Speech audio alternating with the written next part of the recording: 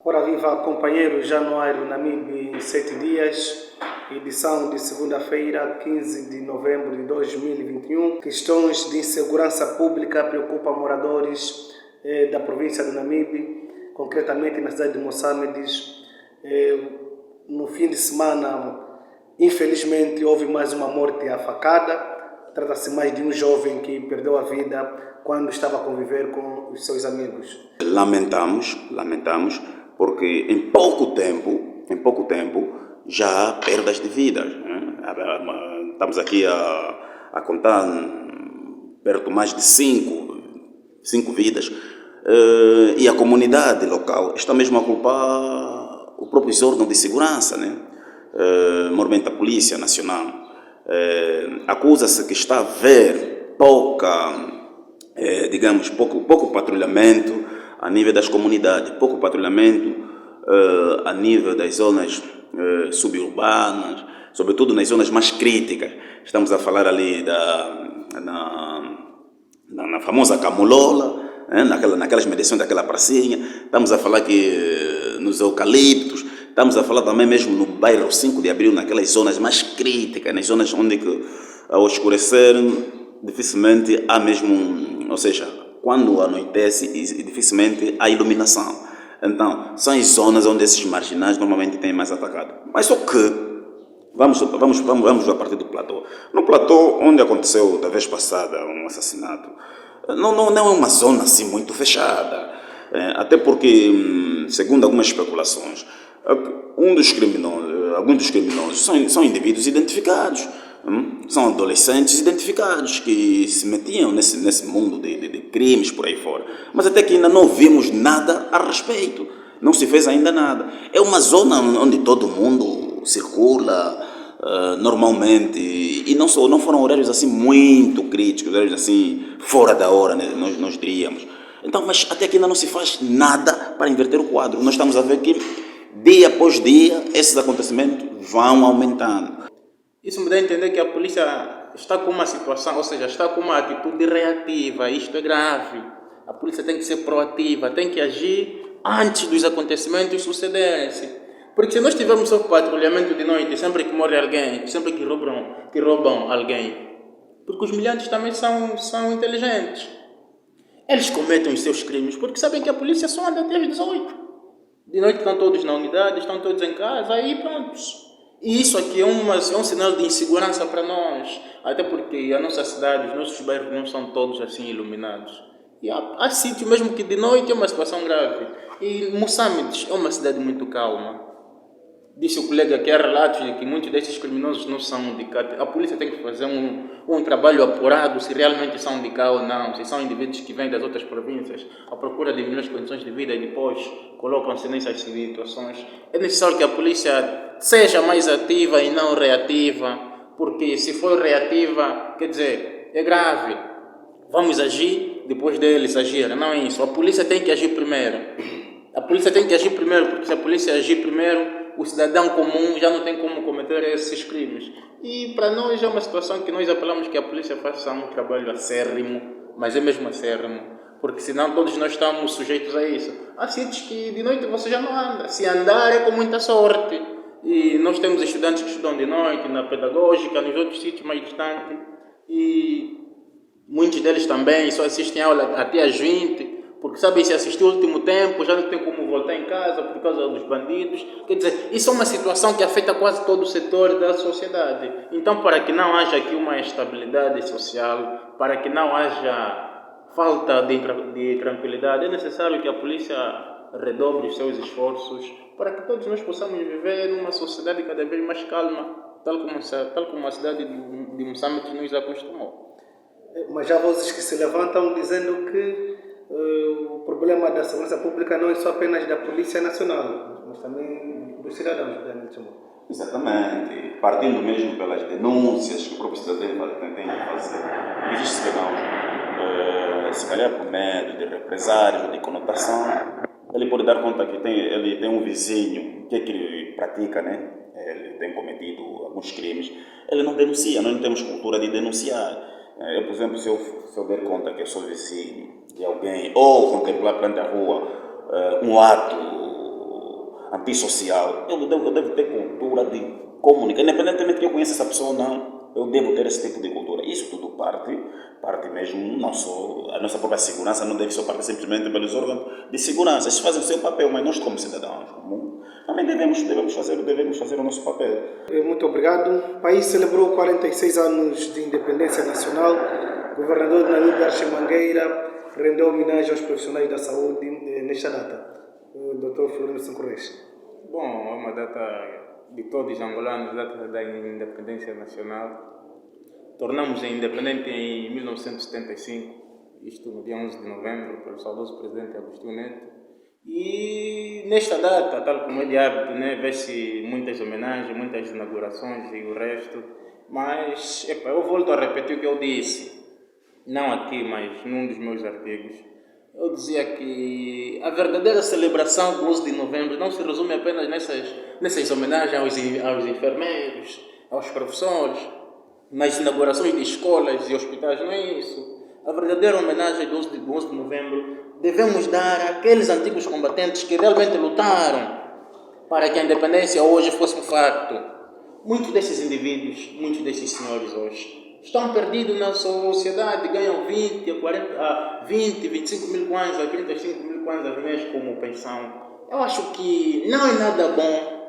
Nós estamos aqui todos exaltados, com 46 anos de independência, enquanto que colocamos de lado aqueles que realmente lutaram para que essa independência hoje fosse um fato. Eles sabem que nós olhamos com os olhos de ver na situação dos antigos combatentes em Angola. Não sei o que é que faz esse ministério, não sei. Até porque é um ministério que não defende os seus homens, não defende. Depende de tudo que vem lá da presidência, que vem do governo central. Senão o Ministério dos Antigos Combatentes não faz nada. Se o governo central dizer que hoje vamos baixar a pensão dos antigos combatentes, o Ministério vai aceitar. Não sei o que é que faz esse Ministério. Para mim é zero mesmo, é zero, digo já. Porque é grave a situação que nossos antigos combatentes passam. Depois nós estamos aqui todos regozijados porque 46 anos, vamos inaugurar não sei quantas rotundas, quantas estradas. Quer dizer, o 11 de novembro não se resume nisso. Ele sabe que se dê a dignidade àqueles que realmente lutaram para que o 11 de novembro hoje fosse um facto. Ok, muito obrigado. Daniel Chimo, o que nós pode fazer sobre a celebração dos 46 anos de independência nacional que vivenciamos na semana final? Desde que tomei consciência, eu nunca festejei a nossa independência. Dificilmente falo sobre isso. Veja lá, porque eu não posso ser hipócrita, né? Querem me perguntar sobre a independência? Vai lá os antigos combatentes, pergunta se eles são independentes. Quer me perguntar sobre a independência? Procure qualquer cidadão comum por ali, vê o que come, se aquele indivíduo tem independência. Pergunte a maior franja da população angolana. Vê lá, sobretudo a camada, né? Conforme tem sido dito, né? Porque a mim não existe essa coisa de camada baixa. É uma situação só, é uma maneira de poder situar. Vá à casa dessas pessoas, o que elas comem, se aquelas pessoas são independentes. O que elas vestem, se são independentes. Vá na comunidade, né, de professores. Pergunte se os professores em Angola gostam da independência. A independência, afinal, é o quê? Independência é livrar-se do colônia e pronto, ficar assim? Não. Para mim, eu ainda não considero isso como independência em vários fatores. É aquilo que o meu colega de painel acabou de afirmar. Independência não é... Já dizia alguém que independência não é simplesmente o calar das armas por aí fora, né? Em Angola, nós teríamos nos orgulhado ainda mais se fôssemos para falar sobre a própria independência. É um pouco frustrante. E depois não só, já não existe até independência, a própria independência, a suposta independência que nós temos, ainda é como os símbolos a serem recordados são aqueles que é de maneira mais assim partidarizada. Até a independência partidarizam a nossa independência foi partidarizada. Quando se fala de independência, estamos a falar de uma data nacional, em que não tem cor partidária. Mas se nós virmos ali como é que têm sido essas celebrações, como é que tem estado constituídas estas tribunas, quer dizer, nós não vemos ali figuras do partido da oposição. E não sei se isso aqui é independência. Ou seja, há quem diga que quem conseguiu a independência é o partido tal. Mas a história relata-nos que os partidos antigos em Angola, tanto da oposição como o atual que governa, todos eles participaram na libertação do país.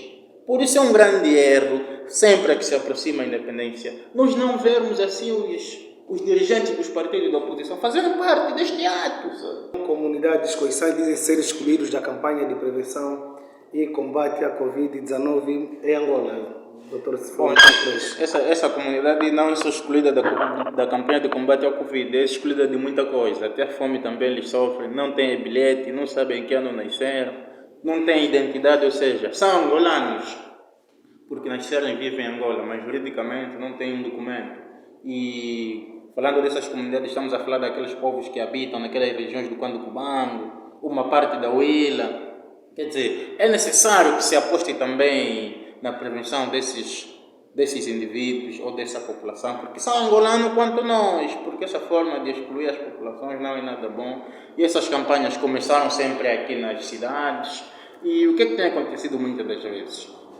Mas se nós virmos quando se aproximar aí o momento de fazer o registro eleitoral do cartão de eleitor, vão ter documento para votar, vão ter, é rápido, mesmo sem bilhete. Mas, quando é o momento de se fazer a campanha da Covid-19, é necessário que os fazedores de opinião falem, que é para o governo despertar que realmente lá falta isso, lá falta isto e aquilo. Então, não é nada bom que essa comunidade se sinta excluída. É necessário que o governo também, o mesmo esforço que está a imprimir nas zonas urbanas, que imprima também nessas comunidades, para que eles também possam se livrar desta doença que afeta todos nós. Exatamente. Falando dessa comunidade, bom, já tem se vindo a reclamar há bastante tempo. Como disse o meu colega, ela é excluída de diversas maneiras, né? Veja lá, mas eu às vezes admiro muito o partido da situação, o partido que está no poder, porque eu fico admirado. Quando se trata de questões de campanha eleitoral por aí fora, chega até no fim do mundo, né? Esse povo, eu fico admirado, porque há dados que eles nem têm bilhete, mas têm cartão eleitoral. Isso é engraçado. Eles têm cartão eleitoral eles têm, mas não têm bilhete de identidade. Até não vou falar de bilhete de identidade, porque o atual governo tem problema de unidade nacional. Né? Esse conceito, ele não consegue monitorizar bem esse conceito, né? De maneiras que venha a viabilizar mesmo ao pé da letra, né? Ao pé da letra, sobre a questão da própria unidade nacional. Nós quando estamos falando de...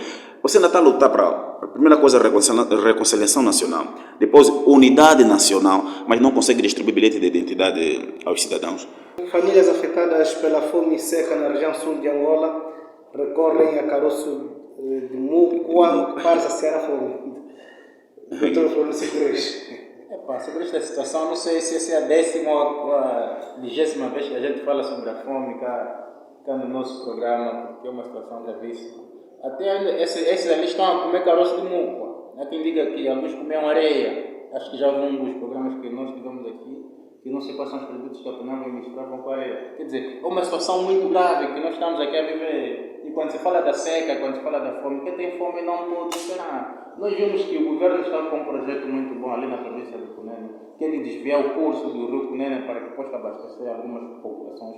Mas aquele projeto é um projeto a longo prazo.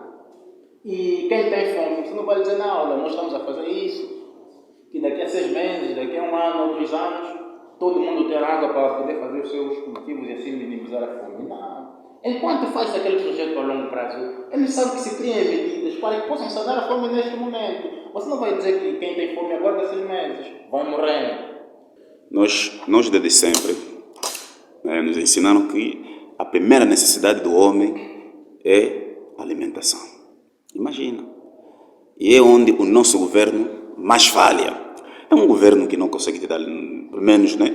Não digo dar de comer, né? Viabilizar políticas que possam facilitar para que os cidadãos consigam adquirir o seu sustento normalmente, sem qualquer tipo de impedimento ou dobrar tantos esforços.